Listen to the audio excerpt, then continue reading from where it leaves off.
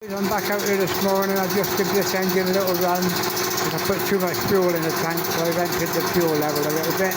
And now I'm going to start on the other engine and we'll see how that runs. That little baby over there. Okay, so I've got this little engine in the barrel now. We've done the Seagull. Let me give it a rundown. I'll give you a bit of history on this little engine.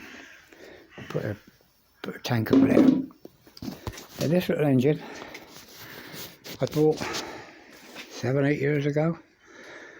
Give £200 I think for it, and it was brand new. I messed all the casing up to make it look old because I didn't want it nicked off my boat, but as you can see the engine is spotless. But now the sad story is she sits on the back of the boat and she's only used for auxiliary. When the chap had it before me it was on a river boat, but since I've had it, every time I start it to test it before we go out on the main engine, it's in salt water. So you start the engine, you check it, you've got to set the auxiliary, the backup's running all right, and you only run it 3 or 4 minutes and that's it.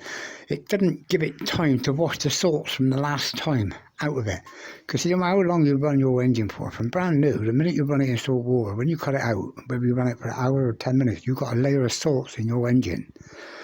Now when you run that engine again next time, you need to run it long enough so as the new wet water and wet salt going in, it gets time to flush the first lot of salts out, because the other lot don't start building up until the engine dries. So then that next lot of salt, if you're running it as a main engine, flushes it out. But when you're just running it, starting it, stopping it, starting it, each time you do that you get another layer of salts. In the end the salts build up on there so much that the water was hardly pumping. In the end the impeller packed up, so I had to bring her home this year, and the salts in there, because they built up so much, actually exploded and damaged the casing. But cleaned it all up, ground it all out and filled it with metal glue, JB Weld or whatever you want to call it. And that's sealed now, it's not leaking no more. I put a new impeller in and I started her the other month and she was running sweeter than that. Now normally after I've had an engine sat up for a long time, what I do is I take the plug out and clean it and squirt a little bit of petrol in there. So when you pull it over, that's enough to wet the reed valves and get her flicking and going. It gets her sucking her own fuel. But today I've had this one running and I'm just going to start her today, and we'll see how she goes. I won't bother to film me starting it because if it does take a while to start, I don't want to create a video like I had yesterday, and I'll tell you what happened. But anyway, she should start. As I say, I bet she hasn't got 15 hours on her, if that, in her whole lifetime. She is bloody immaculate.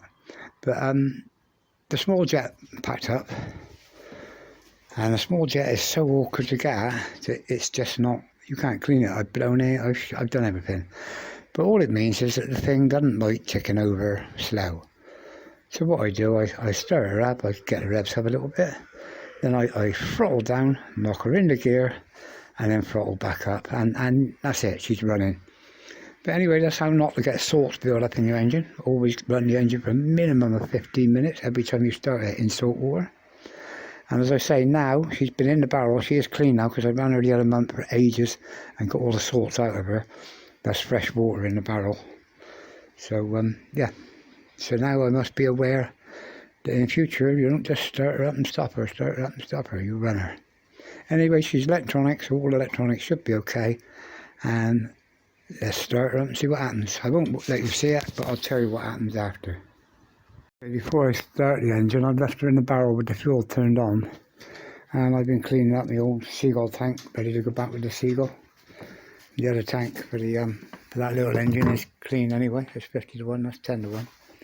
Like I said, never water your jet, because the engine is designed to run on 10-1. So no matter what you do watering your jet, the fuel going through that system into your piston in your Seagull engine wants to be 10-1 oil.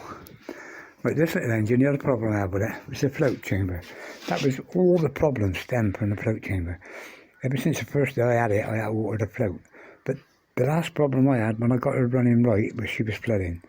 So I've turned her on now and I've left the fuel on to see if she's any flooding, and she's been turned on now 15 minutes, no flooding.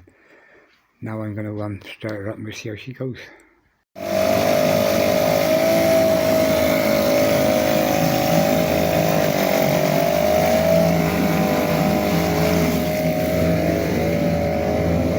you can see, I've come back here to get away from the noise.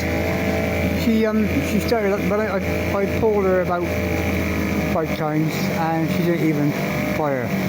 So I took the plug out, cleaned the plug, put about 15-20 drops of fuel in the barrel, pulled her choke on, she fired first out, and she's running sweet as a nut, pumping water, no leaks. But I got more water in the barrel than I needed, so it's going everywhere. But here you go, she's up and running. I don't know if you can see her in the dark. But there she is. Water everywhere, not enough to spare. But on this, the only thing with this old engine, they said the tick over. When he lowered that, she wants to cut out. But there's no telltale for the water. It comes out with the exhaust. So because the barrel's overfilled, I can't see the telltale, or the little hose. Right? I normally put my hand on it, and I feel the water coming out with water. So if you put that down there,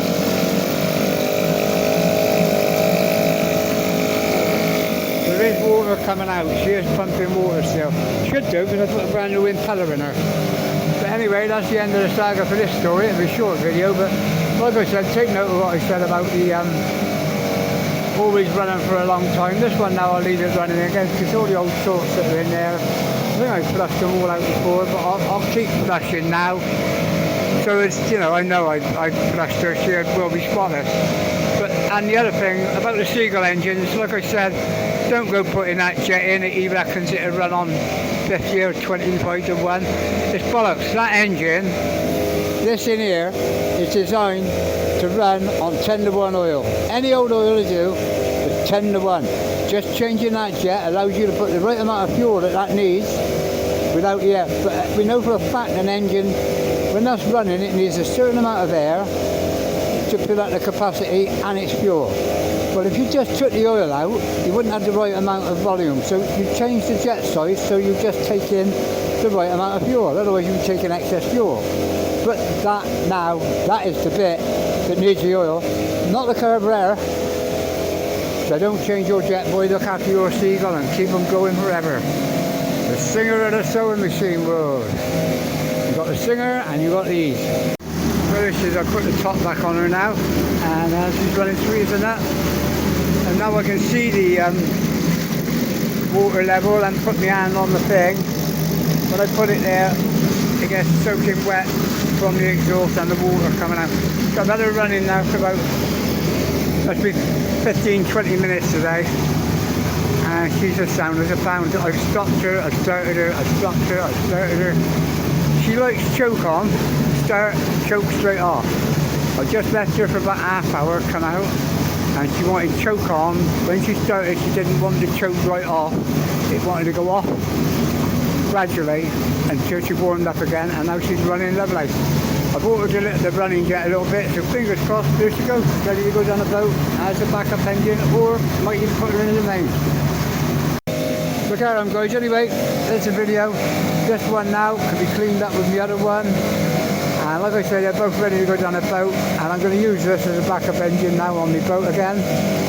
And the Seagull, hopefully I can put inside the boat as a double backup, and I'm going to be in no trouble. Anyway guys, thanks for watching. If you enjoy my videos, please subscribe, because I need your bloody help. And look out yourselves and have a good year sailing. Be over and out.